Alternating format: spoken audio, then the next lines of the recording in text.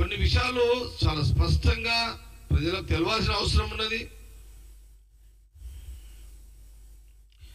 కేసీఆర్ గారు అంటే విచిత్రం, కేసీఆర్ గారు ప్రజాక్షేత్రంలో వస్తా అని ప్రకటన చేయడం విచిత్రం అనిపించింది.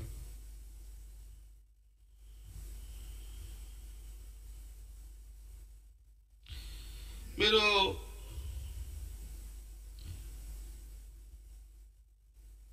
ఏ రోజైనా ప్రకటన చేస్తే ఆ ప్రకటన యొక్క విలువలను మీరు కాపాడారా?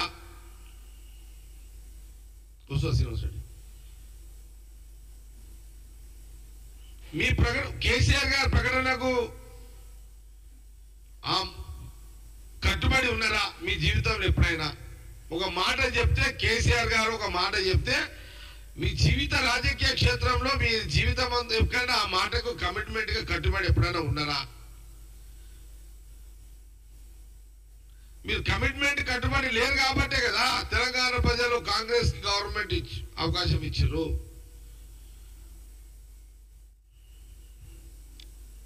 ఇప్పుడు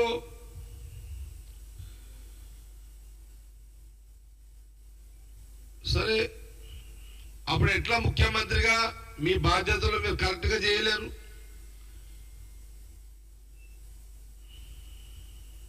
సక్రమంగా పరిపాలన చేయలేదు. 9.5 సంవత్సరాల కాలంలో మీరు ప్రజలకు అందుబాటులో లేరు. ప్రజలకు నేరుగా ఎప్పుడు మాట్లాడలేదు. నేరుగా డైరెక్ట్ గా ప్రజా సమస్యలు ఎప్పుడు వినలేదు. హడావిడే.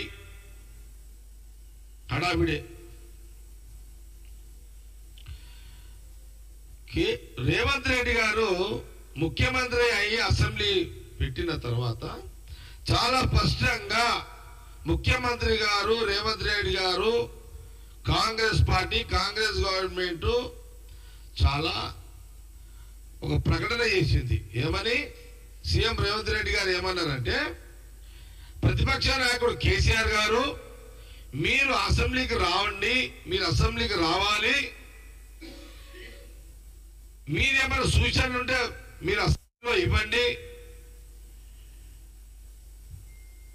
మాకేమన్నా చెప్పదలుచుకుంటే మీరు ప్రజల పక్షాన ప్రతిపక్ష నాయకుడుగా మీరు అసెంబ్లీలో చర్చించండి, మా దృష్టికి ఏమైనా సమస్యలు ఉంటే తీసుకురండి అని ఇంత స్పష్టంగా సీఎం రేవంత్ రెడ్డి గారు చెప్పడం జరిగింది.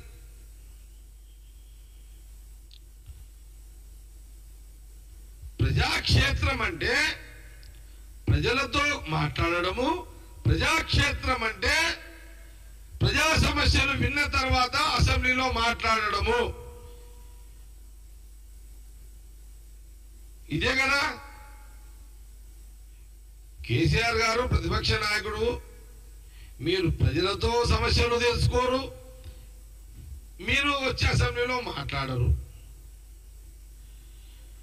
విచిత్రం ఏంటంటే ఇది రివర్స్ లో నడుస్తున్నది. ఇప్పుడు ఎక్కడైనా ప్రతిపక్ష నాయకుడు అసెంబ్లీ సమావేశాలు పెడితే ప్రతిపక్ష నాయకుడు పద్ధతి ప్రకారం అసెంబ్లీకి అటెండ్ అవుతాడు.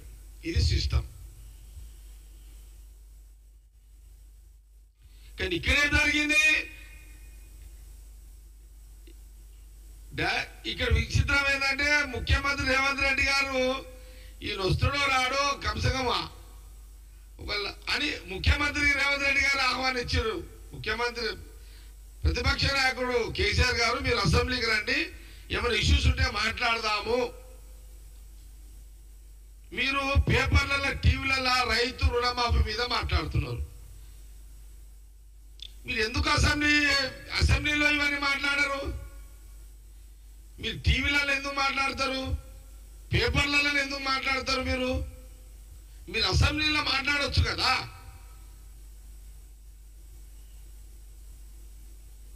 దీనికి జవాబు ముందు చెప్పండి.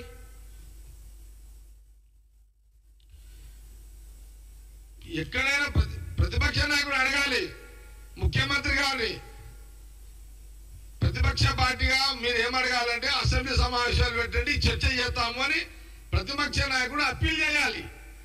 ఇక్కడ రేవంత్ రెడ్డి ముఖ్యమంత్రి గారు కాంగ్రెస్ గవర్నమెంట్ అసెంబ్లీ పెడుతున్నది, మీరు రండి అని రివర్స్లో అడగాల్సి వస్తున్న పరిస్థితి ప్రతిపక్ష నాయకుడు రాజకీయాలు తయారు చేసి పెట్టాడు తెలంగాణ రాష్ట్రంలో.